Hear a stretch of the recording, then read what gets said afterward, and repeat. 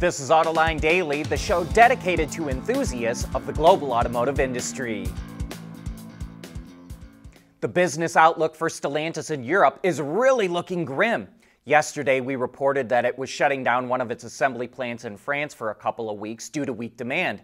And today it announced the shutdown is spreading to 6 other assembly plants in Italy, Germany, Spain, and Poland. While new car sales in Europe are flat, Stellantis is down by more than 6%.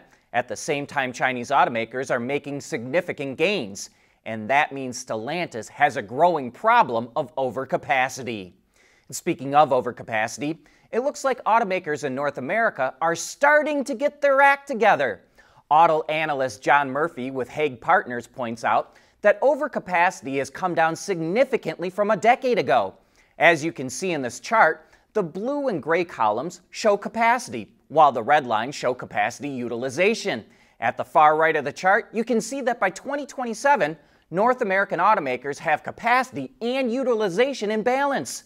John Murphy says that getting rid of overcapacity will give automakers stronger pricing power, and we would point out that it also makes them more profitable. Say, are electric cars hogging up all the electricity and gonna make the grid collapse? Scott Case, the CEO of Recurrent Auto, says all U.S. EVs on the road today consume less than 1% of the country's annual electricity. Compare that to data centers, which use 4.5% of the nation's electricity. And that's forecast to grow between 7 to 12% in the next 18 months. By the end of this year, he says data centers will use 10 times more energy than all the EVs on the road. But that's not the public perception. Recurrent's market research shows 1 out of 3 people believe EVs use more electricity than data centers. Nissan's sedan lineup is shrinking in the U.S. The Maxima is already gone. The Versa goes away at the end of this year. Production of the Altima ends at the end of next year, and the company is undecided if it will have a next-gen version. That just leaves the Sentra. But since it's one of Nissan's best-selling models, it's getting a major refresh. The 2026 model features all-new styling with a much more expressive front fascia. The interior also looks all-new, with a standard 12.3-inch center screen and an available digital display for the driver of the same size. While it seems like the powertrain and platform layout is mostly unchanged, it's still powered by a 2-liter 4-cylinder engine mated to a CVT transmission. Nissan did make 4-wheel disc brakes standard, added reinforcements to increase body rigidity, made the steering damper bigger, and retuned the shocks. Look for the new Sentra to start hitting showrooms later this year.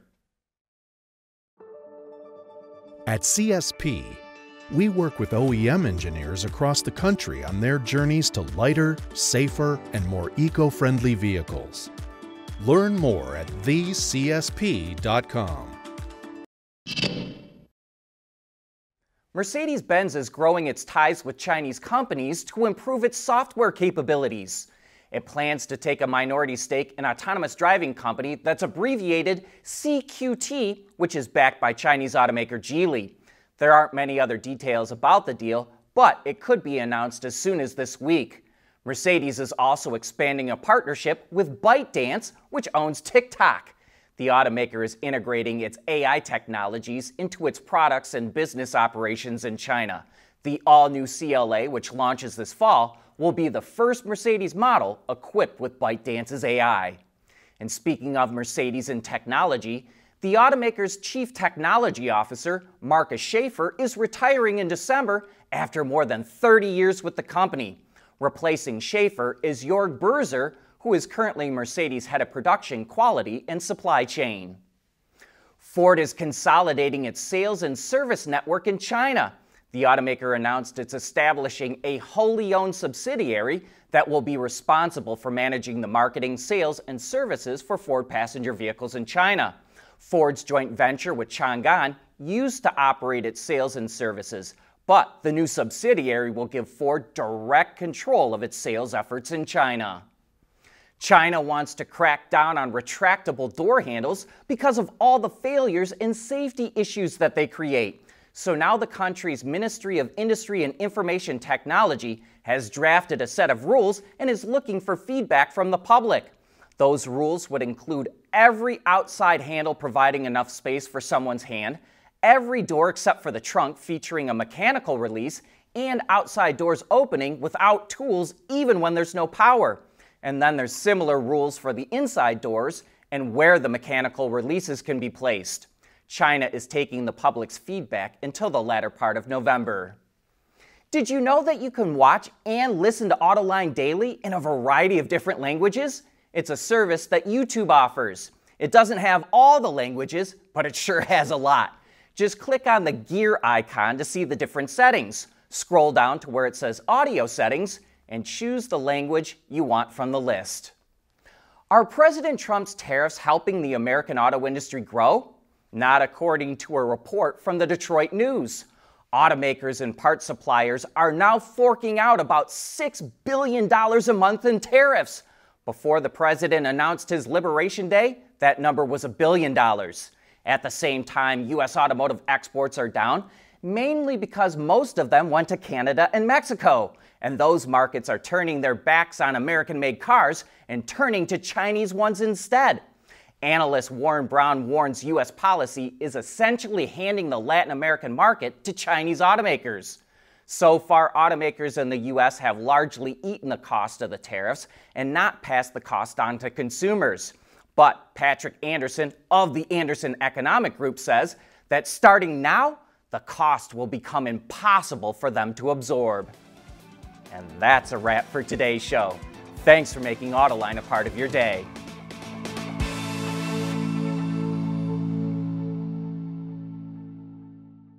Autoline Daily is brought to you by Alex Partners, when it really matters. CSP, the Composites Solution Partner.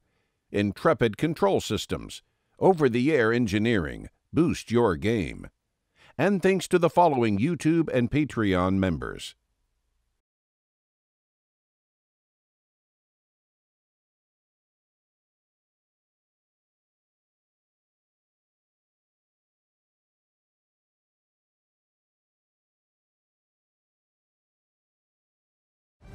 We help businesses respond decisively to their most critical challenges, from urgent performance improvement to enterprise-wide transformation. We work across the full value chain, in automotive and in industrials, helping clients navigate disruption, drive innovation, and unlock sustainable growth. Alex Partners, when it really matters.